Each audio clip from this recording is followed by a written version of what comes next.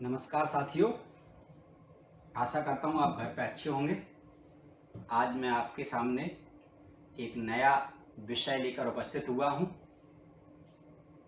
उसका जो विषय का नाम है सामंतवाद या तीन वर्ग।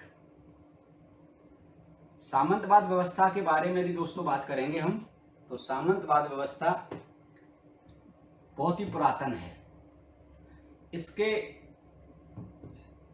अगर उदाहरण पुरातन के देखेंगे हम, तो ये उदाहरण हमको चीन, मिस्र आदि देशों से मिल जाएंगे।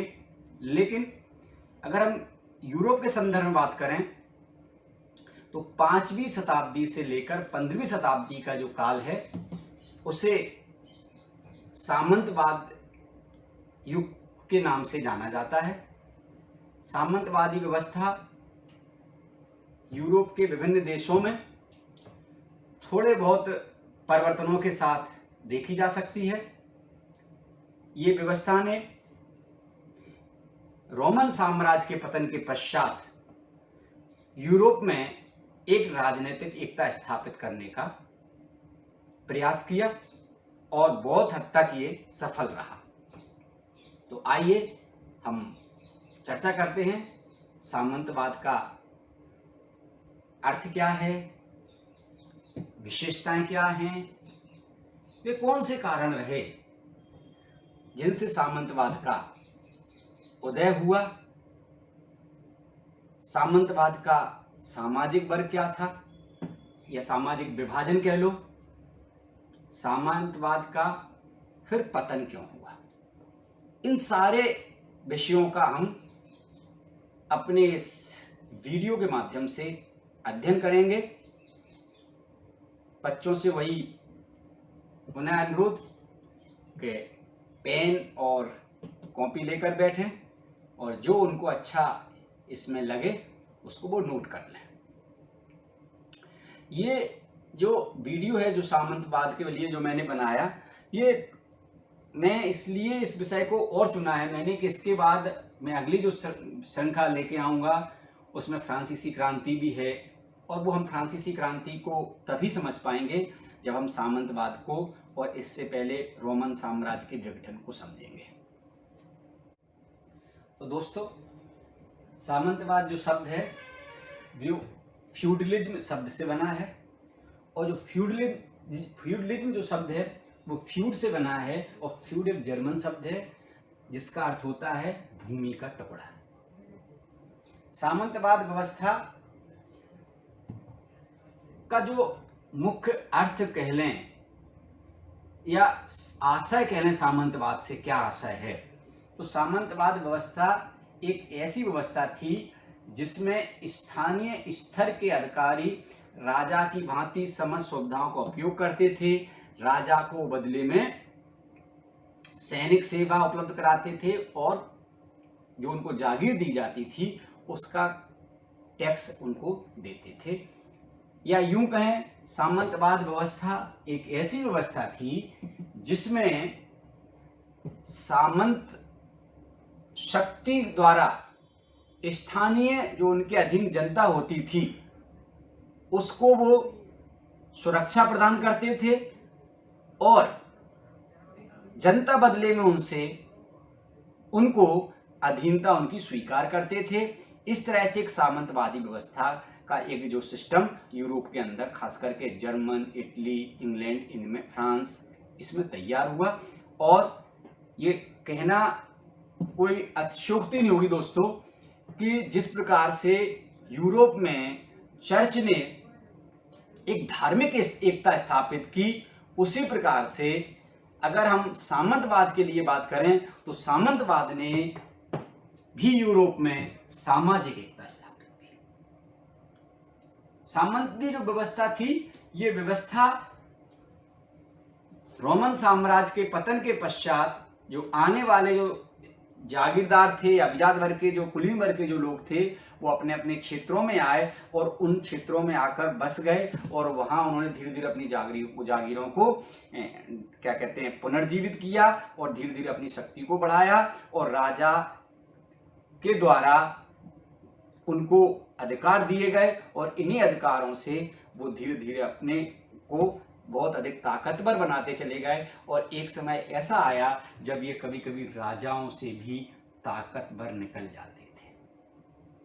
तो सबसे पहले हम बात करते हैं सामंतवाद की विशेषताएं क्या है। तो दोस्तों, सामंतवादी जो सामंत काल की जो विशेषताएं थी वो विशेषताएं आपके सामने हैं, जो मैं मुख्य हैं वही आपसे चर्चा कर लेते हैं। शांति व सुव्यवस्था में सहायक, प्रशासन में सुधार, सुरक्षा का सुगम साधन, कला का विकास। इसके अलावा भी और छोटी छोटी विशेषताएं थी, लेकिन ये विशेषताएं मुख्य हैं। हमें ये समझना पड़ेगा कि शांति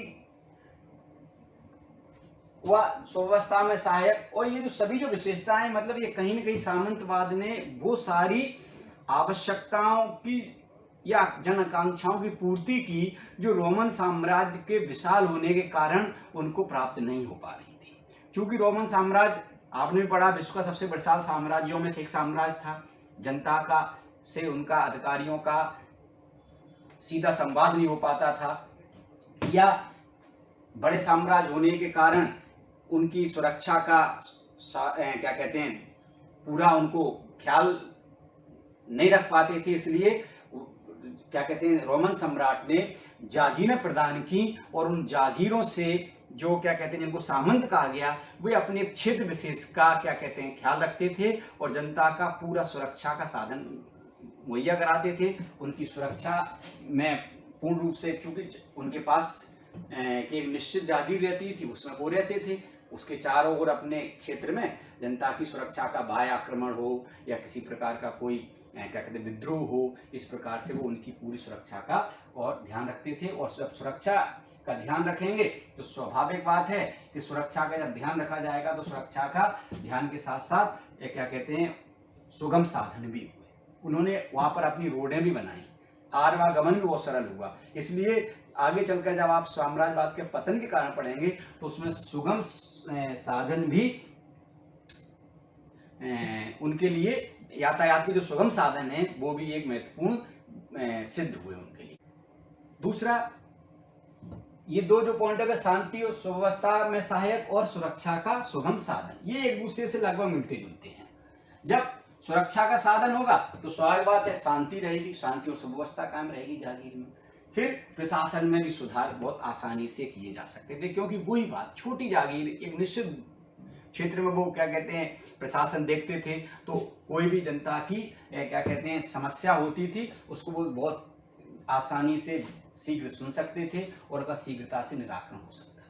जो सबसे अन्य महत्वपूर्ण है वो कला का विकास। कला के विकास में भी आप देखेंगे कि जब जागीरदार ये सामंत अपने अपनी जागीरों में अपने सामंती क्षेत्र में जब आ गए तो वहाँ उनके जो पुराने दुर्ग थे उन दुर्गों को उन्होंने सुव्यवस्थित करवाया, उसको सुंदर सुंदर राजप्रसाद महल बनवाए और उसमें क्या कहते हैं कवियों को रखा, है ना, आपकी वास्तुकला के भी निर्माण कराए। इससे न केवल लोगों को रोजगार मिला बल्कि एक क्या कहते हैं परंपरा भी विकसित हुई, जो आके पुनर्जागरण काल में आप पढ़ेंगे, जिसके हमें लक्षण पूरे यूरोप में देखने को मिलते हैं। तो इस प्रकार से हमारे सामने सामंतवाद की जो विशेषताएं हैं, इन्हीं विशेषताओं ने सामंतवाद को एक बहुत लंबे समय तक यूरोप के अंदर फलने फूलने का अवसर प्रदान किया। दोस्तों, ये सामंतवाद के उदय के जो कारण हैं वो राजनीतिक कारण, जर्मन जातियों का योगदान, शार्लमेन की नीति, रोमन शासन व्यवस्था, विदेशी आक्रमण। दोस्तों, विद्वानों का मानना है कि सामंतवाद किसी राजाज्ञा या किसी मनुष्य की इच्छा से नहीं पनपी या उसका जन्म हुआ, वरन ये मध्यकाल की एक स्वाभाविक देन थी। ऐसी स्थितियां निर्मित हो गई थीं कि मध्यकाल में यूरोप में सामंतवाद को फलना फूलना पड़ा या फलने फूलने के लिए बहुत अच्छे अवसर, अनुकूल अवसर पैदा हुए।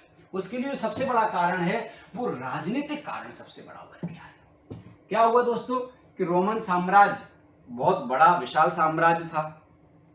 विशाल साम्राज्य होने के नाते जब इसका पतन हुआ तो पतन होने के बाद जागीरदार अपने अपने जो जागीरदार थे या जो उनके अधिकारी थे रोमन साम्राज्य के, वो अपने अपने जागीरों को अपने अपने क्षेत्रों में लौटे।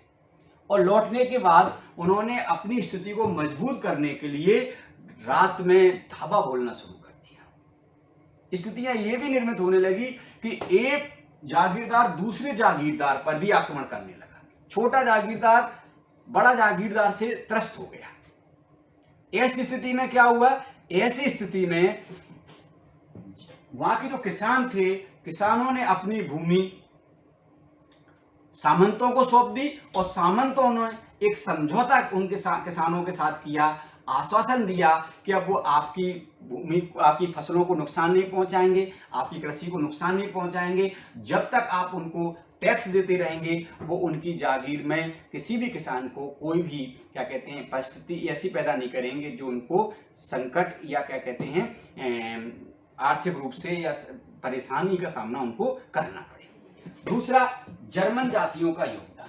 जर्मन जातियां कबीलों में बटी हुई थी और जब उन्होंने एक जगह जगह पर जर्मन जातियों ने आक्रमण करना शुरू किया तो उसके जो कबीला प्रमुख होते थे उनको उन्होंने वो जागीरें बांट दी और यही जागीरदार बाद में सामंत के रूप में उभर कर आए।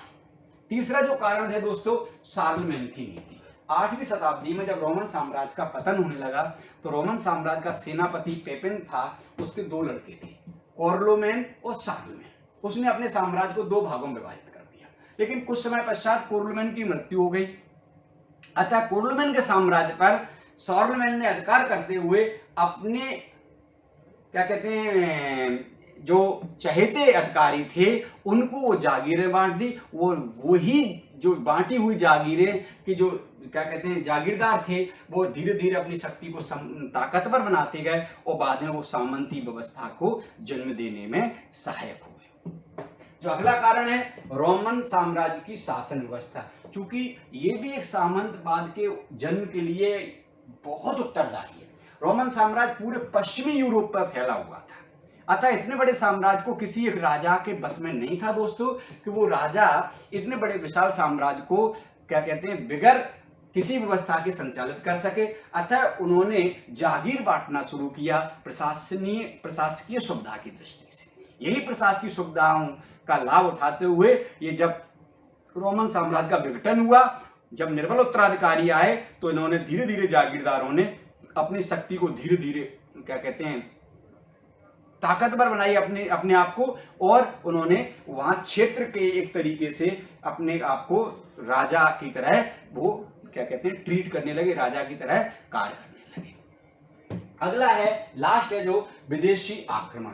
विदेशी आक्रमणों से भी जनता वहां की परेशान थी। स्लोव है, नॉर्मन है, मुस्लिम है, इस प्रकार की जो जातियां थी ये जातियां वहां पर क्या कहते हैं रोमन साम्राज्य के विघटन के पश्चात आक्रमण कर रहे थे।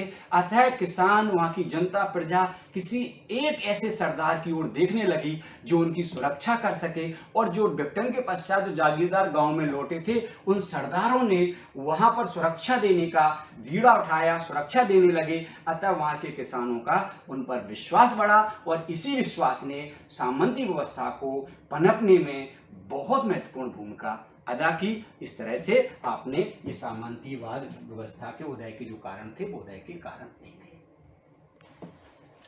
दोस्तों 3 वर्ग या सामंती व्यवस्था का सामाजिक संगठन, ये मैंने आपके सामने ये लिखा है, ये बहुत इंपॉर्टेंट है। सामंती व्यवस्था की ये मूल आत्मा है।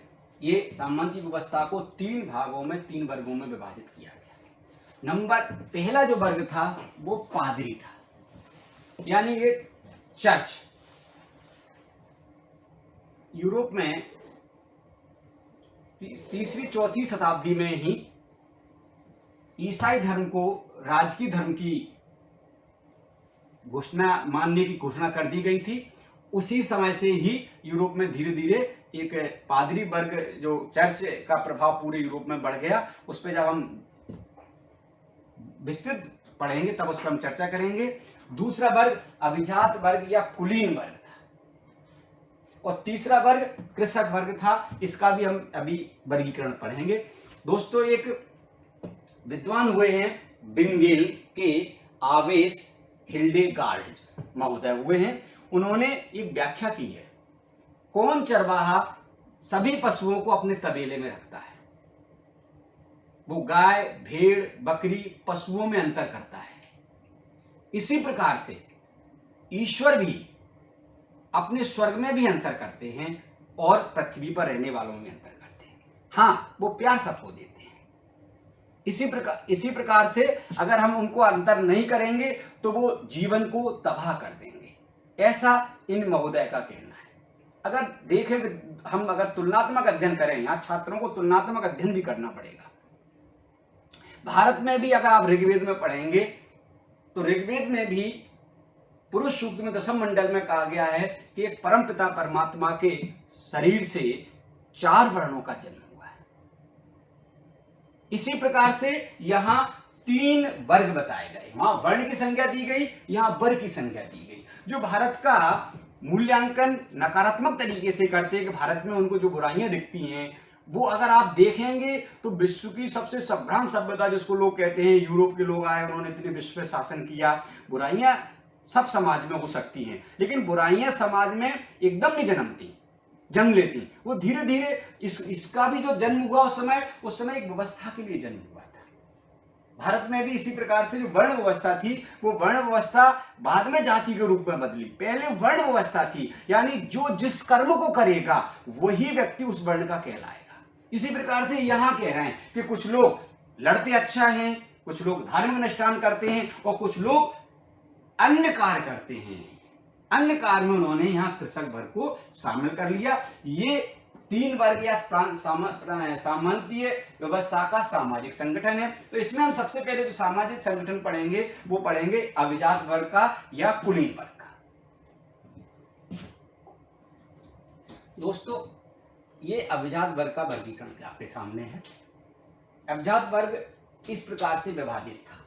सबसे सर्वोच्च पद राजा का होता था।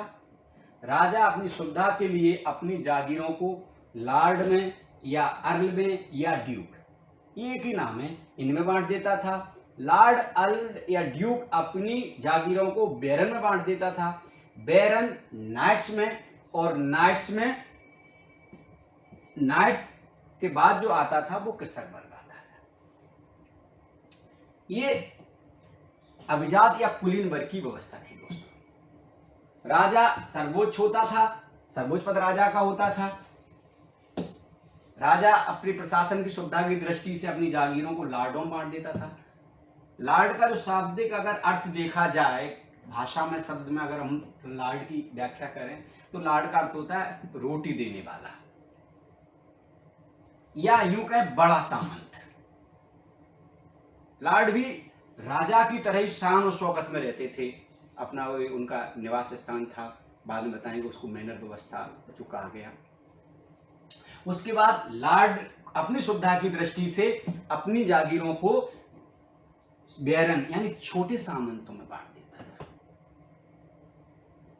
और इसके बाद यूरोप में, चूंकि मैंने अभी कारण में विशेषता में अपन पढ़ रहे थे कि यूरोप में रोमन साम्राज्य के पतन के पश्चात सबसे पहले तो सामंतों में आप आपस में अपनी क्या कहते हैं स्थिरता के लिए, अपने साम्राज्य को विशाल करने के लिए आपस में युद्ध चले। और इसके बाद विदेशी जातियों, नॉर्मन है, स्लाव है, मुस्लिम है, इनके आक्रमण हुए। इस आक्रमण से यहाँ मुस्लिम लोग घोड़े पर सवार होकर बहुत तीव्रता से युद्ध करते थे। अतः एक ऐसी जाति का ही, ऐसे ही एक समूह का आवश्यकता महसूस यूरोप में की गई और उस आवश्यकता की पूर्ति नाइट्स ने की। नाइट्स बहुत लंबे हट्टे कट्टे हुआ करते थे, घोड़े पर चलते थे, लोहे का कुर्ता पहनते थे। अगर आप देखेंगे, पढ़ेंगे तो कहा जाता है कि कम से कम 50 किलो का लोहे का कुर्ता ही वो पहनते थे, तलवार, भाला, और दिन भर और क्या कहते हैं अधिकतर समय वो युद्ध में ही रत रहते थे, यानी युद्ध में या घर पर युद्ध की तैयारी या कहते हैं प्रैक्टिस करते थे। इसके बाद अंतिम जो समूह था वो कृषक वर्ग था। ये सबसे शोषित समूह था, इनको विशेष अधिकार प्राप्त थे। अगर इस समूह की बात करें, ये सबसे पहली जो इनकी अगर विशेषता अगर बात करें तो इसकी जो सबसे पहली विशेषता थी, ये वंशानुगत थे।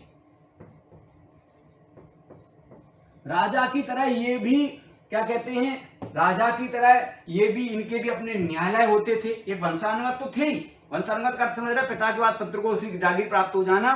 इसके बाद ये राजा की तरह बड़े बड़े महलों में रहते थे, कृषकों से क्या कहते हैं बेकार करवाते थे, बड़ी संख्या में कृषक दास रखते थे अपने यहाँ। इसके अलावा इनके अपने स्वयं के न्यायालय होते थे और कभी कभी तो इनको अपनी स्वयं की मुद्रा चलाने का भी अधिकार मिलता था, मुद्रा का चलन भी कर सकते थे ये अर्ल ड्यूक ये तक। ये इसकी सबसे बड़ी अगर बात करें तो ये सबसे बड़ी इनकी बात थी, विशेषता थी। लेकिन इसमें कुछ दोष भी देखने को मिलते हैं दोस्तों। सबसे बड़ा दोष था कि धीरे धीरे राजा ये कमजोर होता चला जा रहा था। क्यों कमजोर होता चला रहा था? क्योंकि राजा के पास अपनी कोई सेना नहीं होती थी दोस्तों।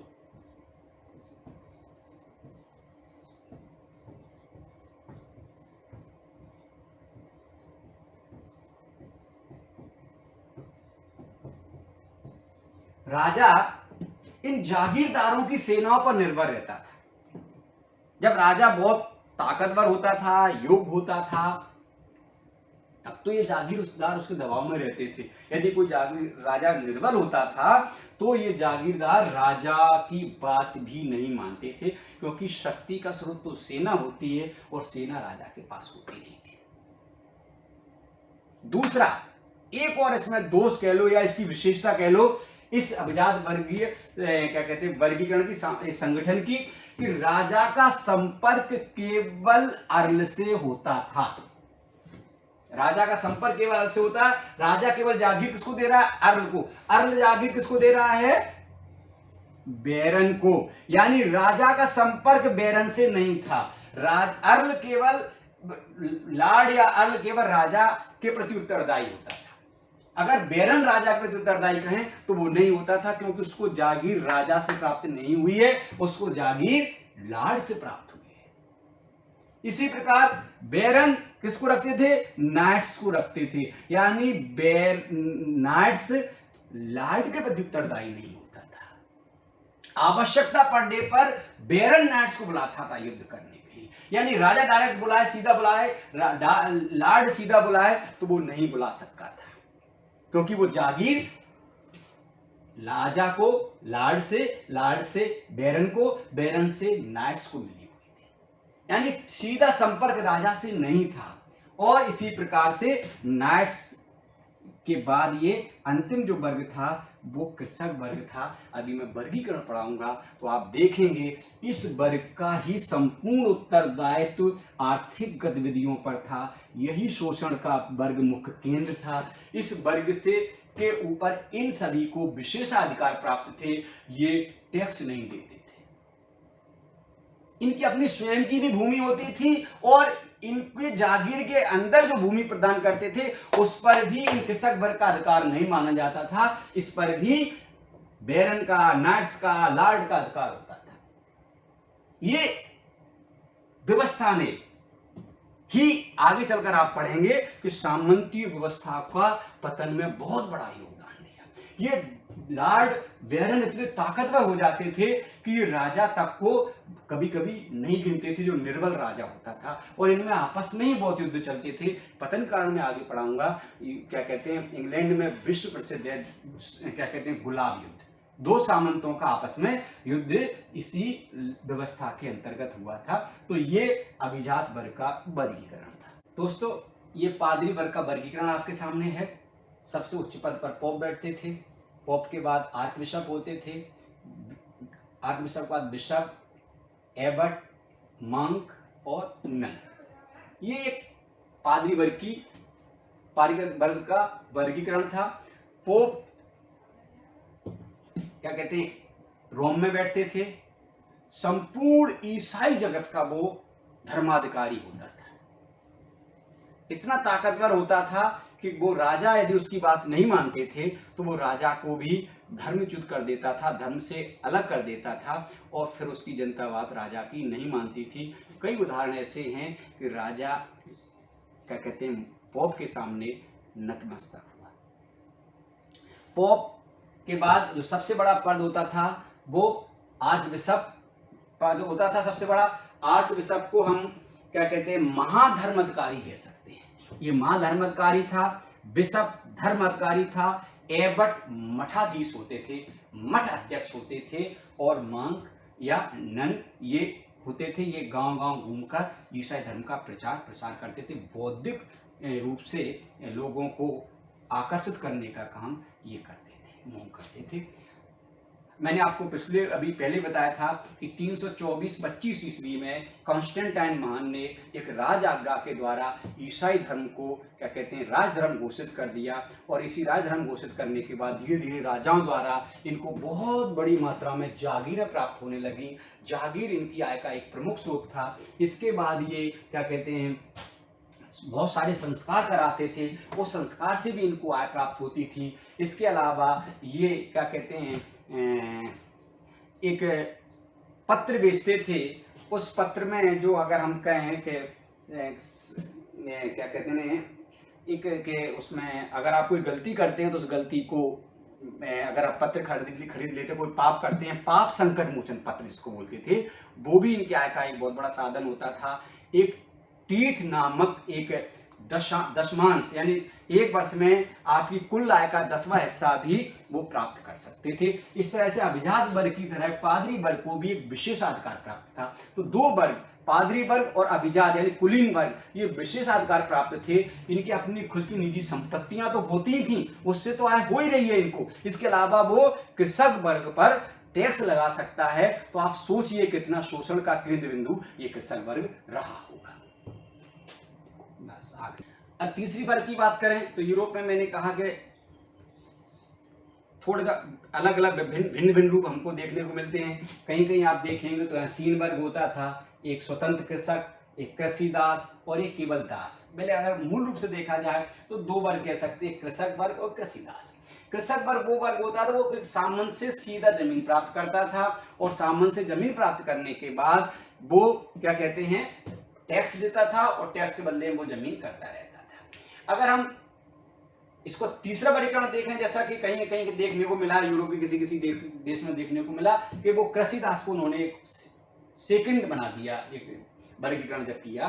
तो कृषिदास ये कृषक कोई कह लो कि इसको अपनी भूमि पर काम करने के अतिरिक्त जागीरदार की भूमि पर, सामंत की भूमि पर सप्ताह में 2 या 3 दिन वो सामंत निश्चित करता था, उस पर काम करना होता था। और एक वर्ष में एक निश्चित दिन होते थे, 90 दिन, 40 दिन, ऐसे दिन में सैनिक सेवाएं भी देना पड़ती थी। इसके अतिरिक्त इन दिनों इन कामों के अतिरिक्त वो सामंत के यहाँ अन्य कार्य भी करने पड़ते थे, जैसे बाड़ लगाना है ना, उसकी खेतों की रखवाली करना, उसके आसपास खाई खोदना है ना, उसके लिए क्या कहते हैं कटाई करना, और उसके अतिरिक्त कर देना, ये उसका काम होता था।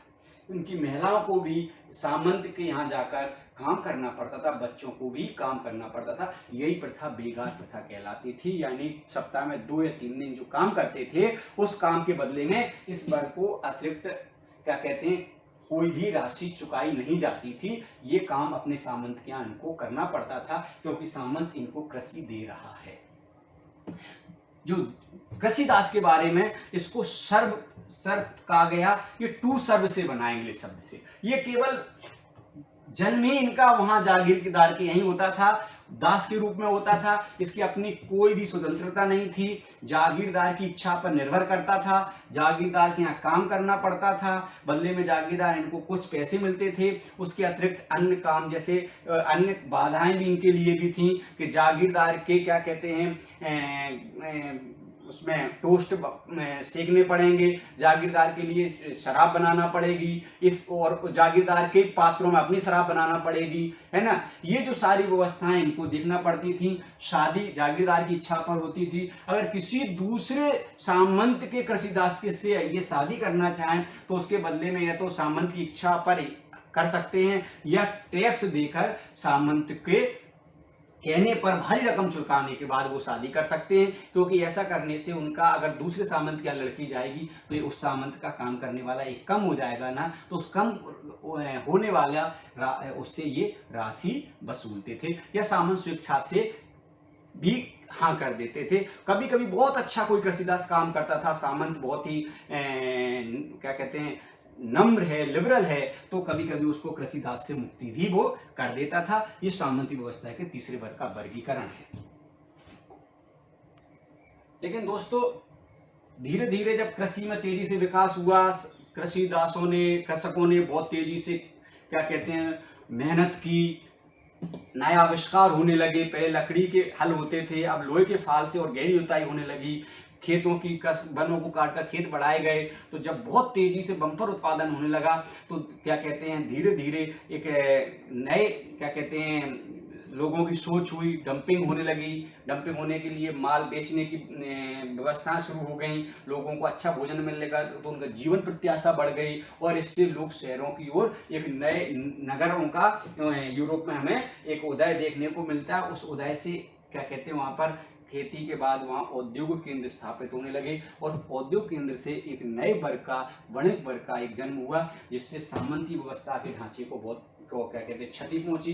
लोग गांव से शहरों पर काम करना पसंद करते थे क्योंकि वहाँ वो स्वतंत्र थे और यही सामंतवाद के पतन के लिए बहुत अधिकतर जिम्मेदार रहा। तो सामंतवादी व्यवस्था का पतन का एक बड़ा कारण एक नवीन वर्ग का उदय हुआ, नगरों का विकास हुआ और राष्ट्रीय राज्यों का उदय हुआ, चाहे वो इंग्लैंड हो, चाहे वो फ्रांस हो, फर्डिनेंड इसाबेल हो, बूरू वंश के शासक हों। और इससे क्योंकि उस समय लोग अब सामंती व्यवस्था से, शोषण से तंग आ चुके थे। अतः जो बड़े वर्ग, नया वर्ग जो पैदा हुआ, उसने सामंतों को टैक्स न देते हुए राजा को टैक्स दिया, राजा को प्रोत्साहित किया वो अपनी निजी सेना रखे। राजा ने निजी सेना रखकर गोला बारूद का आविष्कार हो गया। इस गोला बारूद के आविष्कार ने सामंतों में बड़े बड़े दुर्गों को ध्वस्त कर दिया और धीरे धीरे सामंती व्यवस्था का पतन होकर क्या कहते हैं राष्ट्रीय राज्यों का उदय हुआ। और इस तरह से जो 5वीं शताब्दी से 15वीं शताब्दी तक चली आ रही थी वो व्यवस्था का धीरे धीरे पतन होने लगा और राष्ट्रीय राज्यों का उदय हुआ। तो मैं आशा करता हूं बच्चों कि आपने इस वीडियो के माध्यम से कुछ नया सीखा होगा। आप ऐसे ही वीडियो को देखते रहें। अगर आपको ऐसा लगता है कि आपने कुछ सीखा है तो वीडियो को लाइक करना न भूलें। वीडियो को लाइक करें और हम बहुत जल्दी आपके सामने फ्रांसीसी क्रांति की एक नई श्रृंखला लेकर आने वाले हैं। तब तक घर में रहिए, सुरक्षित रहिए, पढ़ते रहिए। धन्यवाद।